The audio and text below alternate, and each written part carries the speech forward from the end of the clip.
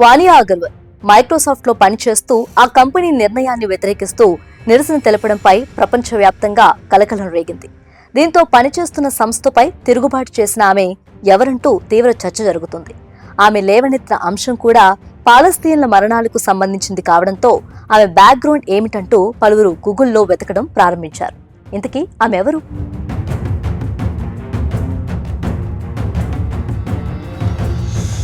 వానియా అగర్వాల్ ప్రస్తుతం అమెరికాలోని వాషింగ్టన్లోని సిటెల్లో సాఫ్ట్వేర్ ఇంజనీర్గా విధులు నిర్వహిస్తున్నారు.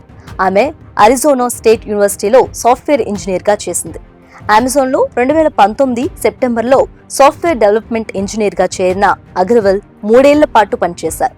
అనంతరం ఆమెకు పదోన్నతి లభించింది.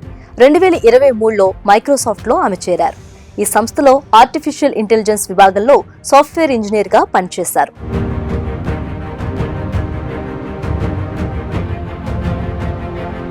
టెక్ రంగంలోకి అడుగు పెట్టక ముందు అగర్వాల్ వివిధ ఉద్యోగాలు చేశారు. 2016లో ఇల్లినాయిస్లోని నెపర్విల్లేలో మెడికల్ అసిస్టెంట్గా, 2015లో టీ కన్సల్టెంట్గా పనిచేశారు. 2014లో కొంతకాలం ఫార్మసీ టెక్నీషియన్గా కూడా ఆమె పనిచేశారు. అంతకుముందు 2012లో ఎట్సీలో 2 సంవత్సరాల పాటు ఒక చిన్న వ్యాపారాన్ని సైతం నడిపారు.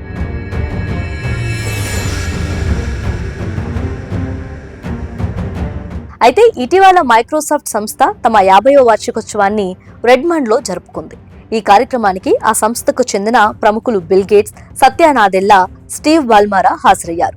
ఈ కార్యక్రమంలో మైక్రోసాఫ్ట్ టెక్నాలజీతో గాజాలో 50,000 మంది పాలస్తీన్లు మరణించారని వానియా అగర్వాల్ విమర్శించారు. వారి రక్తంతో మనం సంబరాలు చేసుకుంటున్నామని, అంత ధైర్యం మనకెలా వచ్చిందంటూ ప్రశ్నించారు. ఈ సంఘటన తర్వాత వానియా అగర్వాల్ ఎవరంటూ నెటిజన్లు గూగుల్ చేస్తున్నారు.